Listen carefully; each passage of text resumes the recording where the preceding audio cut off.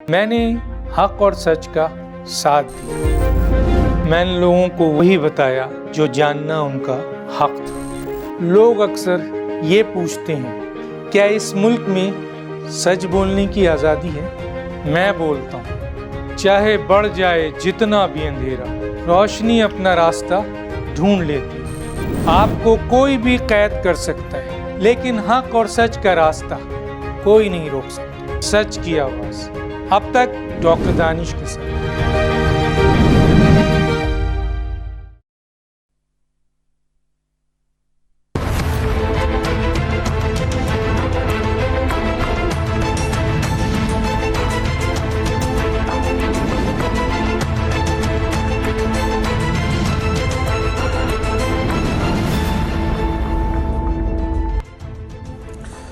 नाज़रीन अस्सलाम वालेकुम। अब तक डॉक्टर दानिश के साथ हाजिर हैं।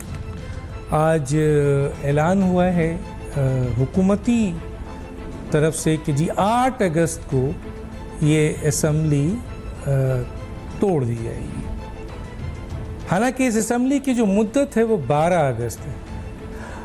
यहाँ पर आपके लिए थोड़ा सा समझने के लिए, वैसे तो सभी सब जानते हैं कि अगर मुद्दत असम्बली पूरी करती है तो फिर 60 दिन के अंदर इलेक्शन होगा, लेकिन अगर मुद्दत पूरी नहीं करती है तो फिर ये इलेक्शन 90 दिन के अंदर होगा। तो गोया अगर 8 तारीख को असम्बली डिज़ोल्व की जाती है तो ये वाज़ह इशारा है कि 90 दिन का इलेक्शन होगा। एक बात। दूसरी जो इम्पोर्टेंट बात है वो ये है कि जी 2021 के मुश्तरका मफादात कौंसल्स में ये डिसाइड हुआ था, इमरान खान का दौर था, और उसमें डिसाइड हुआ था कि जी इलेक्शन जो है वो नई मर्दमशुमारी के तहत होगा। और नई मर्दमशुमारी में आपको पता है कि बहुत सारे वोटों का इंदराज हुआ है, बहुत सारी जगहों पर कमी थी, उसमें बहुत सारे, और अभी मज़ीद ऑडिट होगा तो उसमें और भी चीज़ें सामने आएंगी। लेकिन हुकूमत की तरफ से ये ऐलान भी आया, ख़ासतौर पे इनके जो इंटीरियर मिनिस्टर हैं, उन्होंने कहा कि जी 2017 की मर्दमशुमारी से हम इलेक्शन में जा रहे हैं।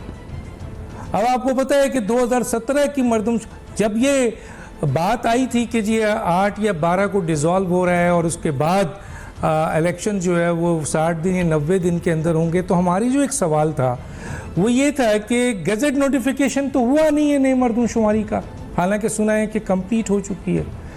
और जब तक गज़ट नोटिफिकेशन नहीं होता है, गज़ट नोटिफिकेशन के बाद भी इलेक्शन कमीशन को हल्का बंदी के लिए 4 से 6 महीना चाहिए, और अगर आज गज़ट नोटिफिकेशन हो जाए तो 4 से 6 महीना तो सिर्फ हल्का बंदी के लिए चाहिए। और इस हल्का बंदी में यकीनन सुनने में आया था कि पंजाब से भी सीटें कम हो रही हैं, बलूचिस्तान को और KPK को जा रही हैं, और कराची और सिंध और दूसरी जगहों पर भी ज़ाहिर आबादी के हवाले से हल्का बंदियाँ होनी थी।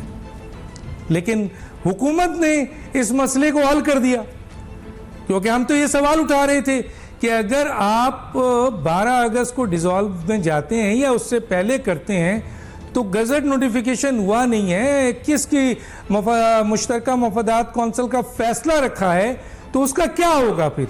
तो उसका ये है कि आप आज गज़ट करेंगे तो 4 से 6 महीना हल्का बंदियाँ, और अगर कोई सियासी जमात इन हल्का बंदियों के ऊपर अदालत में चली जाती है तो और आगे हम चले जाते हैं। बहरहाल तो बहुत सी चीज़ क्लियर हुई। अब इसमें भी ऐलान हुआ है कि 8 अगस्त का ऐलान हुआ है, तो इस पर हुकूमत के इत्तेहादी ज़ाहिर है MQM का भी आया और कि जी हमसे मशवरा नहीं लिएगा। बिल्कुल, जब इत्तेहादी हैं तो इत्तेहादियों से मशवरा लिया जाए, लेकिन नहीं लिया गया। अब क्यों नहीं लिया गया ये हम ज़रूर बात करेंगे, और क्या माजी में होता रहा है ये भी हमें पता है। आगे चलते हैं, और वो ये है कि पीपल्स पार्टी और MQM ने ये कहा कि जी नए मर्दमशुमारी के तहत इंतखाबात हों। एक तरफ पीपल्स पार्टी ये कहती है कि नए मर्दमशुमारी की तहत इंतखाबात हो, एक तरफ पीपल्स पार्टी का एक अहम तरीन रहनुमा ये कहता है कि असम्बली डिज़ोल्व होगी, यानी मुकम्मल होगी तब होगी। लेकिन हम देखते हैं पहली फैसला आ गया। अब अगर पीपल्स पार्टी भी इस बात के लिए तैयार नहीं है कि पुराने मर्दमशुमारी के तहत हो, तो फिर ये क्या हो रहा है? फिर ये किसका फैसला है? कहाँ से आ रहा है? और क्या होगा। और अब इस्लाहात का भी सुन लिया है कि तमाम सियासी जमातें जो इलेक्शन इस्लाहात हुए हैं वो क्या इस्लाहात हुए हैं वो तो हम अपने मेहमानों से पूछेंगे, और कितने अच्छे इस्लाहात हैं और क्या होगा इसमें, और क्या इस सिलसिले में इस इस्लाहात की बुनियाद पे इलेक्शन कमीशन मज़ीद मजबूत होगा, क्योंकि अभी जो पार्लियामेंट ने फ़ैसला किया है कुछ इलेक्शन एक्ट 2017 के हवाले से उसको शेड्यूल और तारीख़ और बड़ी पावर दी गई है, और सदर वाला जो कॉन्सेप्ट था आर्टिकल 57 वाला उसको रोका है। तो इस वक्त मेरे पास जो गेस्ट हैं आइए उनका तारुफ कराते हैं। मेरे साथ हैं जनाब कमर दिलशाद साहब, साबिक सेक्रेटरी इलेक्शन कमीशन, मुशीर वज़ीर आला पंजाब, आपका बहुत शुक्रिया सर आपने हमें ज्वाइन किया। हसन रज़ा पाशा साहब, advocate, chairman executive committee Pakistan bar council, आपका भी बहुत शुक्रिया आपने हमें ज्वाइन किया। उसके बाद हैं जनाब हसन साबिर साहब हैं, एडवोकेट, सुप्रीम कोर्ट, मेंबर, राब्ता कमेटी MQM पाकिस्तान, आपका भी बहुत शुक्रिया सर। जनाब कमर दिलशाद साहब आपसे शुरू करूं।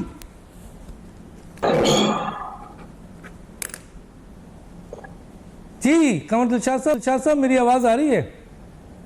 मेरी आवाज आ रही है सर। क्या हो रहा है, ये क्या हो गया, अब फैसला क्या हो रहा है, क्या होगा? वो जो नई मर्दमशुमारी और ये जो पुरानी से हो रहा है, हल्का बंदियाँ नई, बहुत सी सियासी जमातें इसके लिए तैयार नहीं हैं, तो और इस्लाहात भी आ रहे हैं, क्या कहेंगे सर इन तमाम चीज़ों को देखते हुए? सामने आपका क्या पॉइंट ऑफ व्यू है?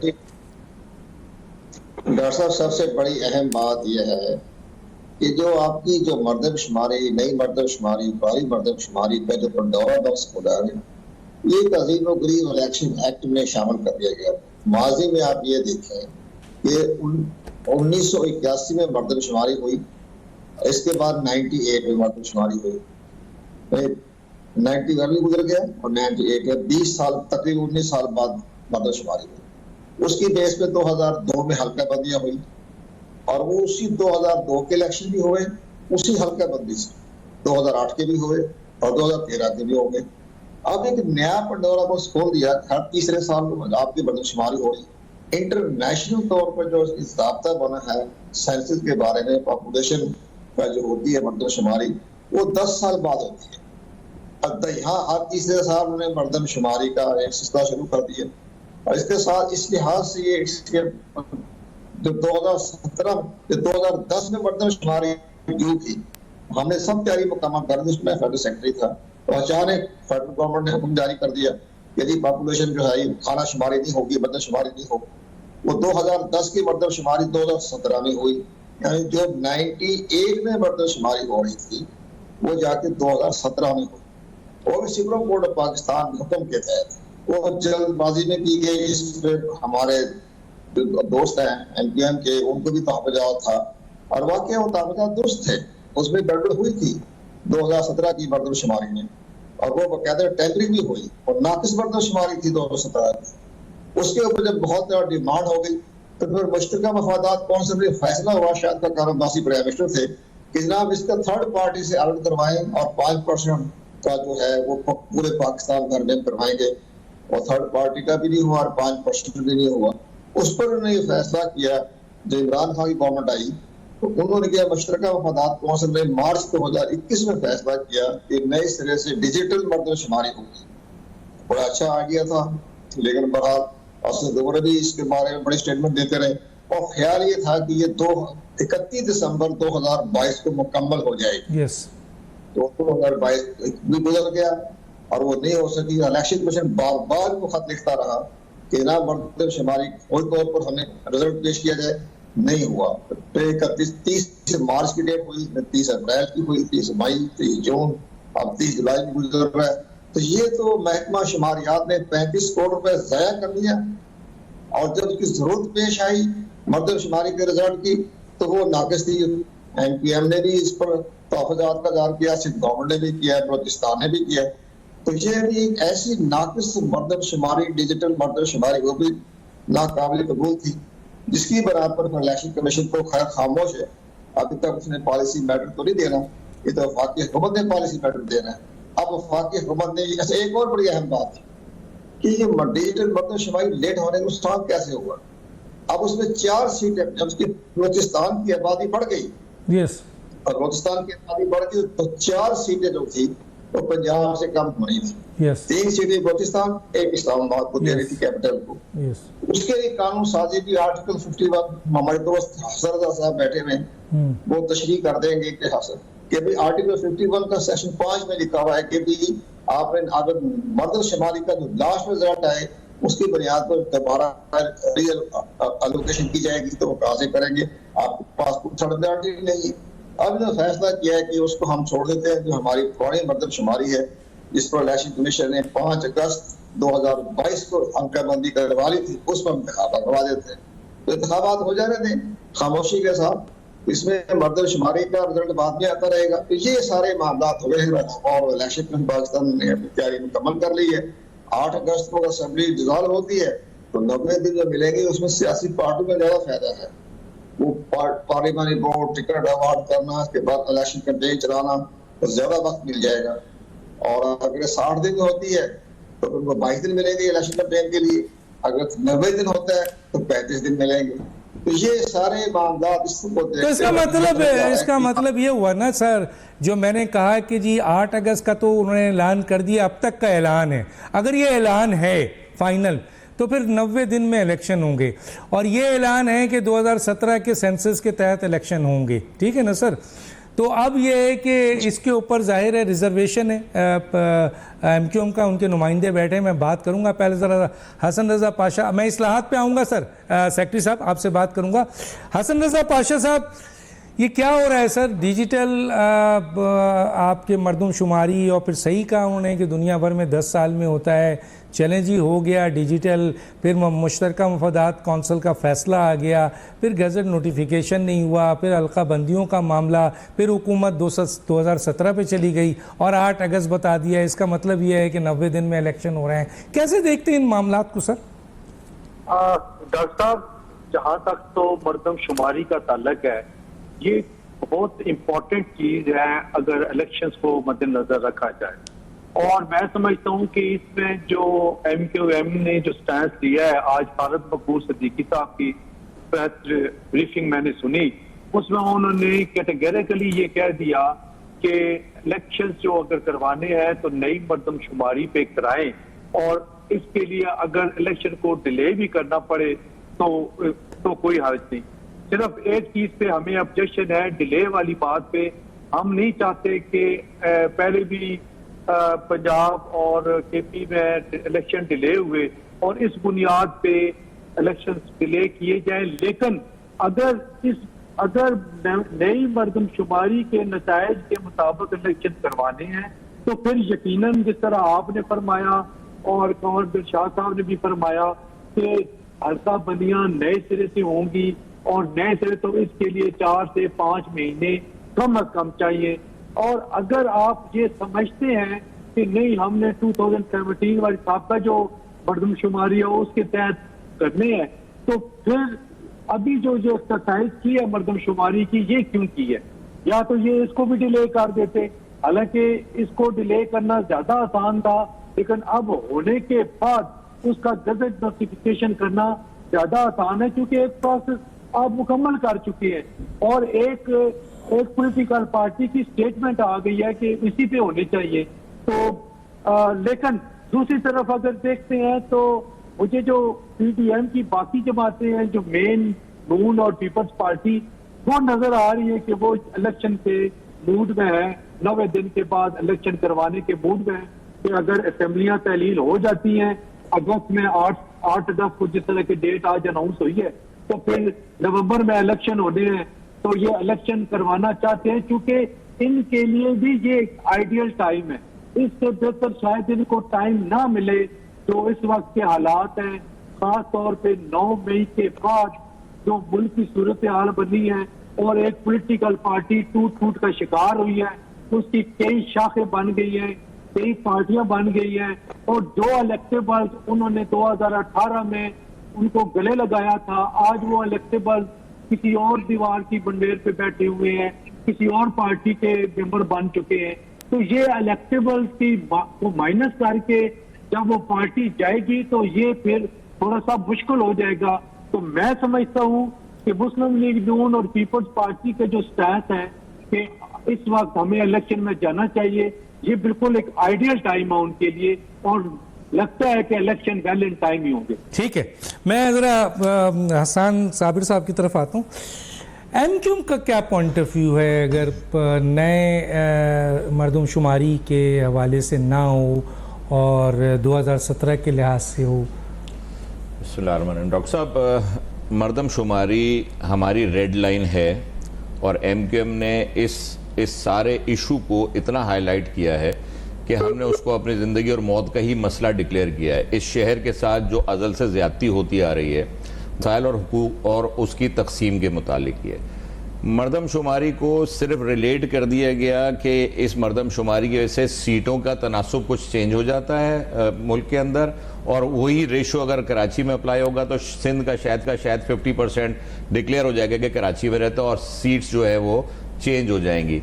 हम तो इस बात को लेकर चल रहे हैं कि इस मरदमशुमारी से जो वसाइल की तकसीम होनी है, जो पानी का तकसीम होना है, जो जॉब्स का कोटा आना है, जो एजुकेशन फंड आना है, इन तमाम चीज़ों को रिलेट करके सबसे पहले हक दिया जाए उन शहरियों को जो पूरे पाकिस्तान से इस शहर के अंदर अपना रोजगार तो इलेक्शन के बाद भी आप ले सकते हैं। मैं एक सवाल रखता हूँ कि आप वो मरदमशुमारी डेफिनेटली डिजिटल हो चुकी है, गजट नोटिफिकेशन तो होना है, आज नहीं तो कल होगा, कल नहीं तो आपने जो इशू उठाया है वो तो इलेक्शन के बाद भी जब मरदमशुमारी जो डिजिटल हुई है उसका अनाउंस हो जाएगा और आपके जो 56 लाख लोग इंटर हुए और मजीद ऑडिट में और होंगे तो ये वसाइल तो आपको मिलेंगे। अभी तो मसला है इलेक्शन का और पाबंदियों का। डॉक्टर साहब, इसमें क्लियर कर देता हूँ, ये पाकिस्तान ब्यूरो ऑफ स्टैटिस्टिक्स की अपनी रिपोर्ट है, सिर्फ एमक्यूएम की रिपोर्ट नहीं है, कि कराची में 32,000 हाई राइज बिल्डिंग्स हैं जिसके अंदर इनोमिनेटर गया ही नहीं।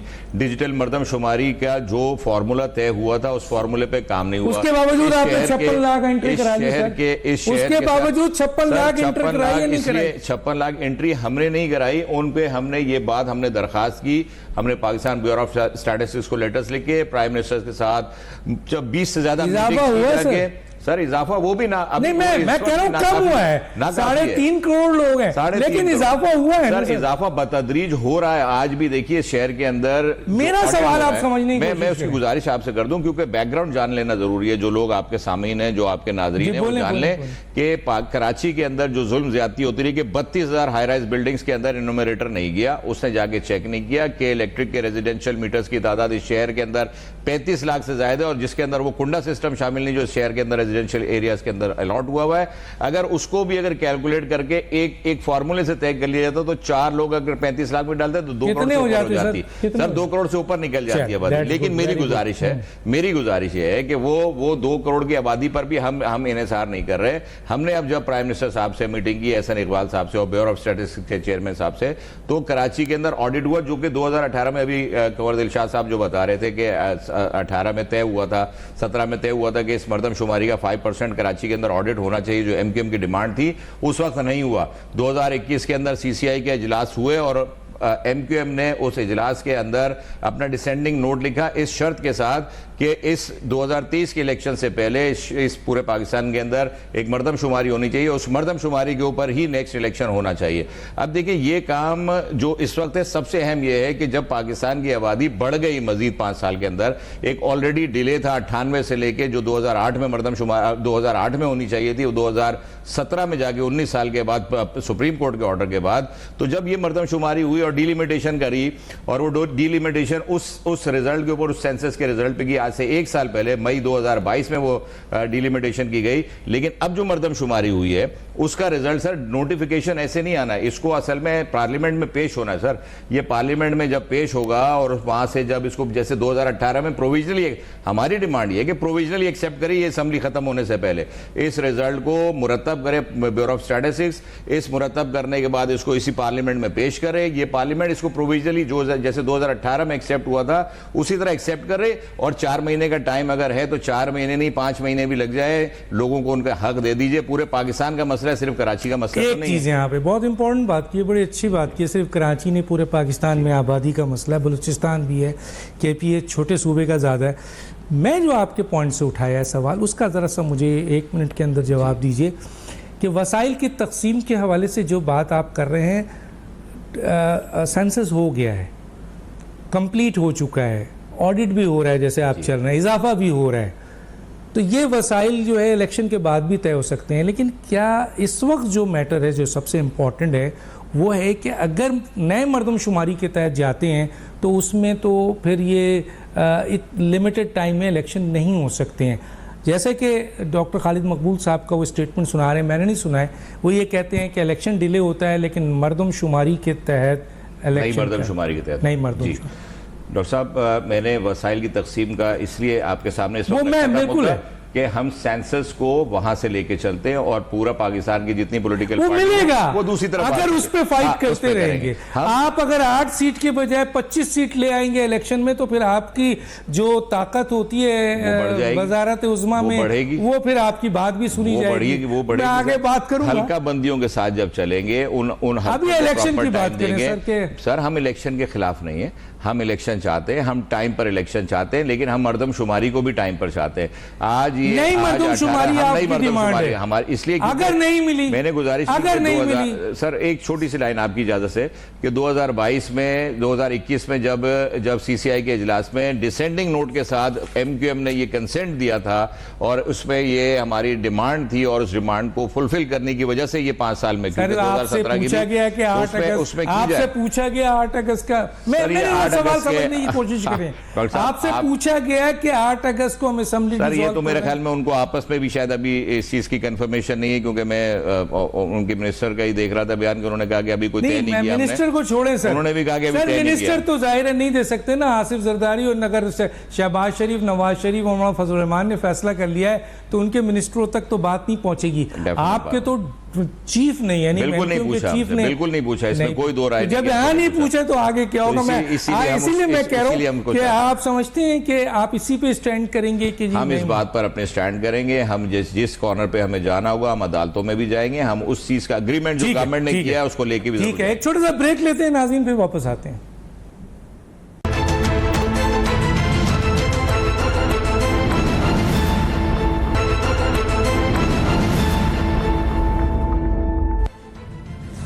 वेलकम बैक जी। मैं आता हूँ जनाब कंवर दिलशाद साहब, क्या कहते हैं सर, इस्लाहात भी किया जा रहा है और सुना है कि तमाम सियासी जमातें इस इस्लाहात पर वो मुत्तफ़िक हो चुकी हैं, तो कुछ अंदाज़ा है सर कि, क्योंकि अभी तक वो इस्लाहात हमारे सामने तो नहीं आए मुकम्मल तौर पर, आपकी जाहिर है कुछ रसाई है, तो बताएंगे कि ये इस्लाहात किस किस्म का है और इससे क्या इलेक्शंस में जो है वो बेहतरी आ सकेगी। हालांकि जो आर्टिकल्स आइन के, इलेक्शन एक्ट 2017 के और दूसरे चीज़ें मौजूद हैं, जिसके बावजूद हम कानून और आइन की धज्जियाँ उड़ाते हैं, तो इन इस्लाहात का क्या फ़ायदा होगा और क्या इस्लाहात हैं सर, क्या कहेंगे? उसमें इसका थोड़ा सा डॉक्टर साहब पस मंजर ये है कि इलेक्शन कमीशन पाकिस्तान ने शुरू में 2021 में इमरान खान साहब की गवर्नमेंट ने एक बहुत बड़े इंतखाबी इस्लाहात का इन्होंने एक पैकेज पेश किया। पैकेज था उसमें 48 के लगभग, उसमें उन्होंने इंतखाबी इस्लाहात में शिफा में तब्दीली का उन्होंने आंदिया दिया, लेकिन वो सारी आइन से मुतसादिफ थी। वो तमाम की तमाम उन्होंने तो इलेक्शन कमीशन से मशावरत की, किसी से नहीं किया। फर्द वहाद की जो एक कमेटी बनी हुई थी उनकी अपनी लॉ मिनिस्ट्री में, वो उन्होंने एक इंतखाबी इस्लाहात का बिल पेश कर दिया कौमी असम्बली में और वो इलेक्शन कमीशन ने उसको मुस्तरद किया।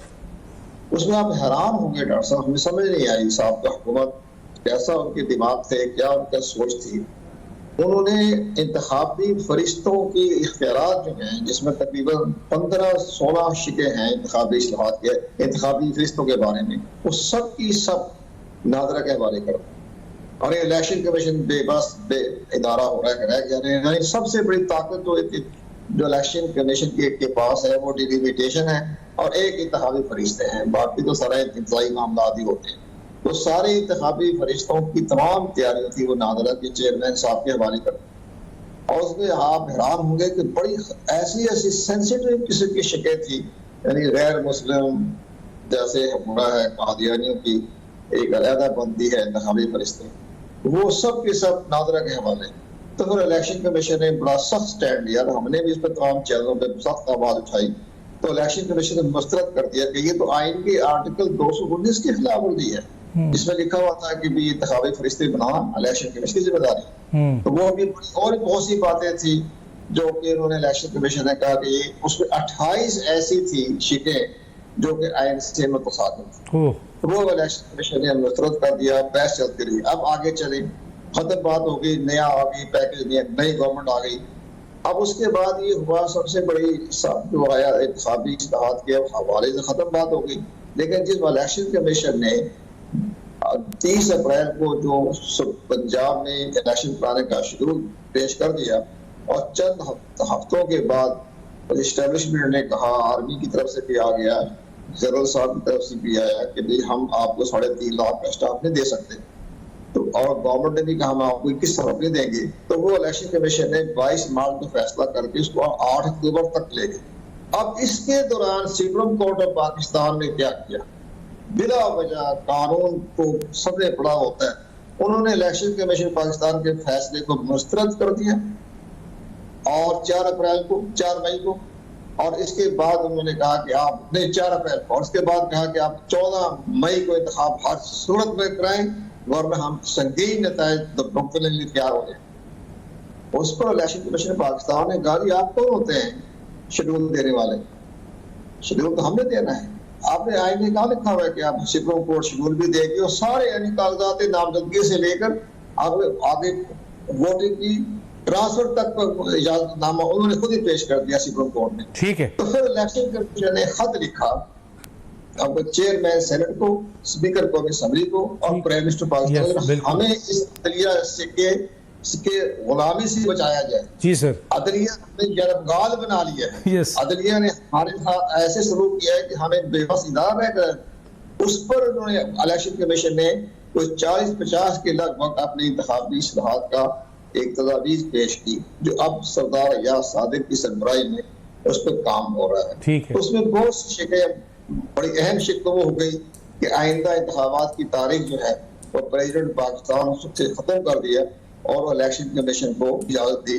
सेक्शन 57 में। ठीक है। और सेक्शन 58 में भी कह दिया कि अगर इलेक्शन कमीशन नागुज़ीर हालात को देखते हुए इंतखाबात को भी बढ़ाना चाहे तो बढ़ा ले। ठीक है।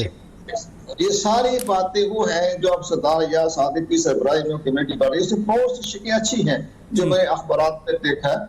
उसमें ये भी कहा गया कि प्रिजाइडिंग ऑफिसर को सजा दे सकता है इलेक्शन कमीशन, रिटर्निंग ऑफिसर को भी सजा दे सकता है 3 साल की। बहुत सी अच्छी इस्लाहात भी आई है, लेकिन बहरहाल 66 इस्लाहात जो सामने आएगी देख लेंगे, बेहतर नतीजे सामने आ रहे हैं और इलेक्शन कमीशन को मजबूत कर दिया। ठीक है। आप समझते हैं कि इन इस्लाहात से, आप समझते हैं कि ये जो इस्लाहात लाई जा रही है इससे इलेक्शन कमीशन को आज़ाद, खुद मुख्तार और मजबूत किया जाएगा, आप समझते हैं सर? एक जुमला जी मांगा जो वो मिल रहा है, आपकी इत्तला मिल रहा है। मैं जरा हसन रजा पाशा से भी पूछ लेता हूँ। हसन रजा पाशा साहब, आप बार कौंसल्स के बहुत अहम नुमाइंदे हैं सर, यकीनन आपसे राय ली गई होगी, क्या देखते हैं सर इस्लाहात के हवाले से? क्या इसमें वाकई जो इस्लाहात है जिसके बारे में कहा जा रहा है कि सियासी जमातें मुत्तफिक हैं, तो ये सियासी जमातों के हिमायत के इस्लाहात हैं या ये आज़ाद, खुद मुख्तार इलेक्शन कमीशन के लिए इस्लाहात है?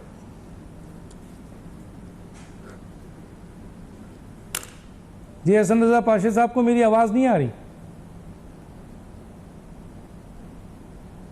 मेरे ख्याल है हसन रजा पाशा साहब मेरे साथ नहीं है। आप कुछ इस पे कुछ? जी डॉक्टर साहब, मैं इसमें कहना चाहूँगा कि ये इस्लाहात, जैसे आपने भी इस वक्त कंवर दिलशाद साहब की ज़बानी सुनी, मैंने भी अभी सुनी है, तो इन जिन इस्लाहात की बात कर रहे हैं, तो इससे तो ऐसा लगता है कि हुकूमत अपने आप को मजबूत देखना चाहती है और रखना चाहती है, इससे आवाम को तो कोई फ़ायदा नहीं, और इलेक्शन कमीशन को तो बिल्कुल नहीं होने जा रहा है। इलेक्शन कमीशन एक आज़ाद इदारा है, इलेक्शन कमीशन से उन इस्लाहात के बारे में कंसेंट लेना चाहिए था और उसको अपनी पार्लियामेंट के अंदर ले जाते, क्योंकि ये अमेंडमेंट अगर होगी तो पार्लियामेंट में बिल के जरिए ही होगी, ना कि कोई किसी एक कमेटी के जरिए होगी। कमेटी अपनी इस्लाहात है, ये उसी तरह की इस्लाहात हो गई जैसे अभी उन्होंने बताया कि 2021 में पिछली हुकूमत ने एक इस्लाहात ऐसी दी थी कि जिसको जो तमाम की तमाम आइन से मुतसादिम थी, और नादरा को दे दिया गया था सारा इख्तियार। तो देखें, अगर इसी तरह की इस्लाहात अब दोबारा करना चाहते हैं तो आपकी नॉलेज में नहीं है, आप मैंने भी पार्लियामेंट का हिस्सा है, हुकूमत का हिस्सा है, आपसे ऐसी कोई चीज अभी तक सामने नहीं आई। कमेटी में आपका कोई नुमाइंदा नहीं बैठा हुआ है के अंदर ना है और ना ही पूछा गया। के लिए हुकूमत का हिस्सा है ये एमक्यूएम क्यों हिस्सा है? मरदमशुमारी में आपकी बात सुनी जा रही है, मरदमशुमारी के हवाले से बात हो रही है, ना आपसे इलेक्शन के हवाले से डेट के ऊपर सुना जाता है, ना आपसे इस्लाहात के ऊपर पूछा जाता है। डॉक्टर साहब, तो आप बहुत अच्छा आप समझते हैं इस बात को, इस हवाले से बहुत अच्छे, मुझसे ज्यादा बेहतर अंदाज में समझते हैं इस बात को कि कहाँ लैग आता है और कहाँ पर जो है वो ट्रस्ट डेफिसिट आता है। इस्लाहात देखें, ये न्यूज के तहत ही इस्लाहात है, ना तो ऐसा कोई इस वक्त सामने आई ये बात, ये क्योंकि आपने डिलिमिटेशन का एक सवाल उठाया, मैंने गुजारिश की थी और मैं सेक्रेटरी साहब साबिक सेक्रेटरी रहे तो ये ज्यादा अच्छा उसको ब्रीफ कर सकते हैं कि सेक्शन 14 सर एक मौजूद है कंवर दिलशाद साहब,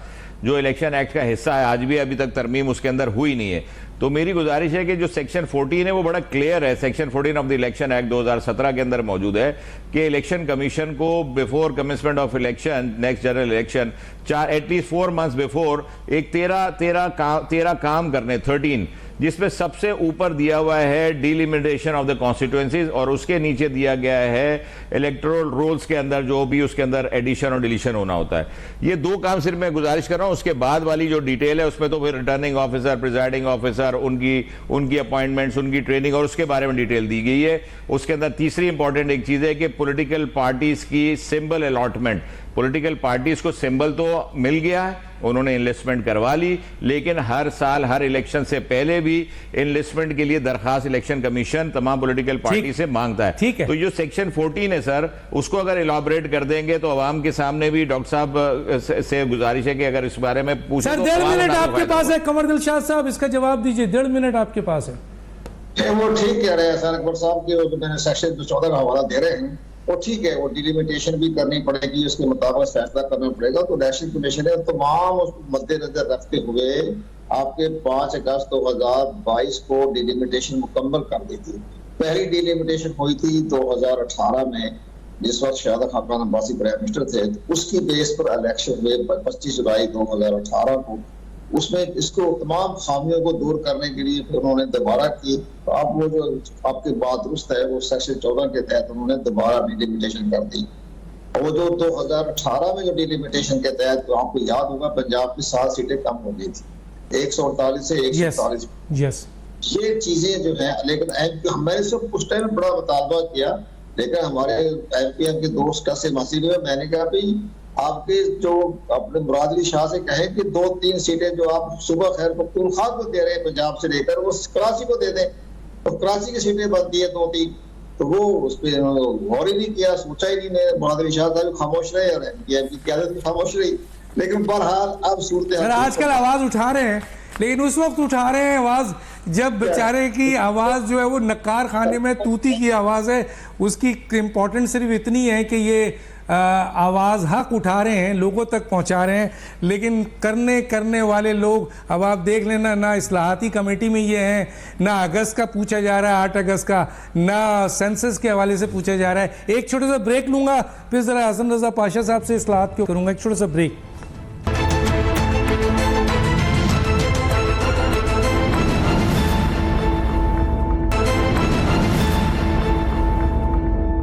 वेलकम बैक। हसन रज़ा पाशा साहब, ये जो इस्लाहात हो रहे हैं जिसके बारे में कहा गया है तमाम सियासी जमातें इसके पे मुत्तफ़िक़ हैं, अभी मैंने मालूम किया तो एमक्यूएम को तो पता ही नहीं है क्या इस्लाहात हो रहे हैं और दूसरी सियासी जमातों को भी नहीं पता है। बहरहाल, तो ये जो इस्लाहात हो रहे हैं, ये इस्लाहात से हुकूमत या सियासी जमातें मजबूत होंगी या इलेक्शन कमीशन मजबूत होगा? आप ज़ाहिर है बड़ी अहम पोस्ट में है बार कौंसिल के, आपसे भी पूछा गया कि सर इन इस्लाहात के हवाले से कुछ नॉलेज है? क्योंकि माजी में जो इस्लाहात हुए थे वो ऐसे इस्लाहात थे जो आइन से बकौल सेक्रेटरी के 22-24 ऐसे थे, 27 के करीब के जो आइन से मुतसादिम थे। क्या कहेंगे? देखिए डॉक्टर साहब, जो इस्लाहात हैं वो नागुज़ीर हो चुकी हैं और होनी चाहिए। अनफॉर्चुनेटली हमसे तो इस हवाले से न कंसल्ट किया गया कि इस्लाहात हम ये करने जा रहे हैं तो इसमें हमारी क्या राय है। तो मेरा ख्याल है चूंकि हम पॉलिटिकल पार्टी नहीं है, इस तरह से स्टेक होल्डर नहीं है, शायद इसीलिए हमें ऑन बोर्ड नहीं लिया गया। लेकिन जहाँ तक मुझे याद पड़ता है पीटीआई को भी उनके नुमाइंदे भी इन मीटिंग में शामिल थे। आई डोंट नो कि MQM को कितनी शामिल किया गया, वक्त की जरूरत थी, इत्तेहादी जमात है, इसको शामिल होना चाहिए था। या अब ये जो उस वक्त लॉ मिनिस्टर साहब ने ये कहा था कि हम ऑलमोस्ट तमाम बातों पे इत्तेफाक हो गया है और एक पॉइंट रह गया है जिस पे इख्तिलाफ है, वो भी हम सॉर्ट आउट कर लेंगे। आप देखें कि सबसे पहले हुकूमत ने ये काम किया कि उन जो गुड जेस्चर शो किया, आपको याद होगा पिछले हफ्ते ही वो जा रहे थे जी कि हम ये अमेंडमेंट करने जा रहे हैं कि पॉलिटिकल पार्टी पे पाबंदी जो है वो अगर लगानी है तो वो पार्लियामेंट लगा सकती है, ना कि सुप्रीम कोर्ट। यानी सुप्रीम कोर्ट से ये इख्तियार लेके तो हम इसमें करेंगे। लेकिन बाद में शायद जब सारे स्टेक होल्डर्स बैठे और इसको डिस्कस किया तो फिर गवर्नमेंट ने गुड जेस्चर शो करते हुए वो जो अमेंडमेंट करने की जो तजवीज थी वो वापस ले ली। अच्छी बात थी, कंसेंसस हो गया, क्योंकि कल उन्होंने भी कहीं अपोजिशन में आना है।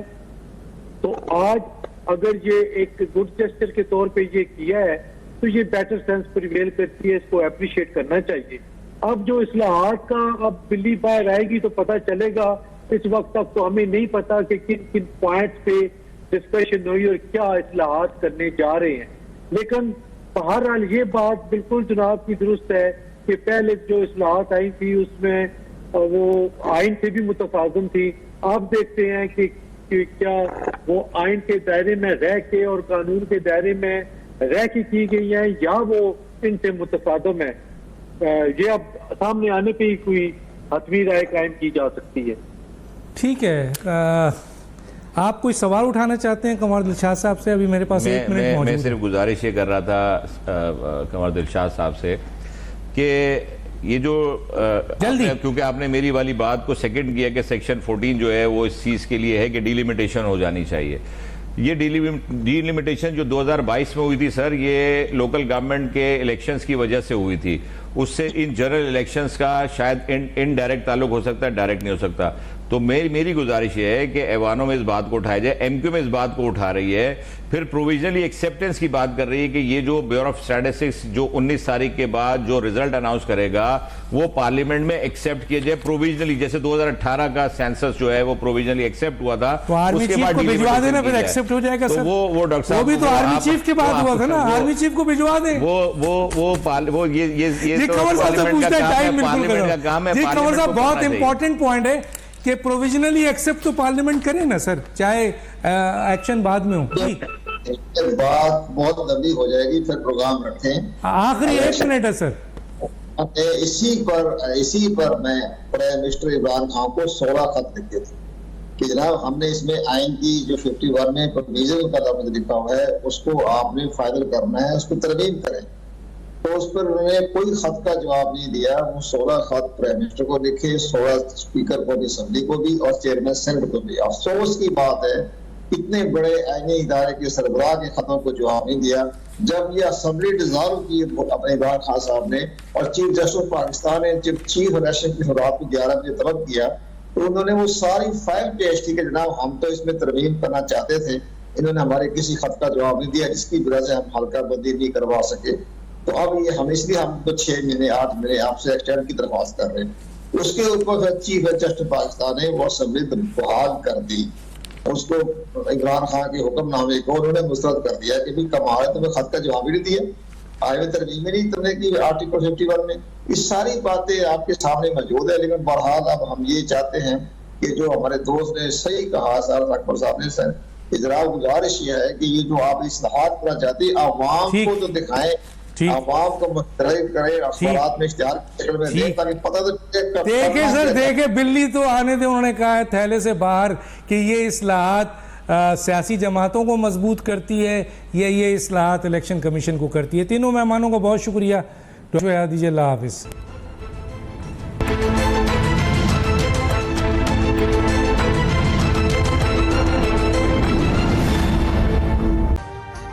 अभी सब्सक्राइब करें ताकि कोई खबर रह न जाए।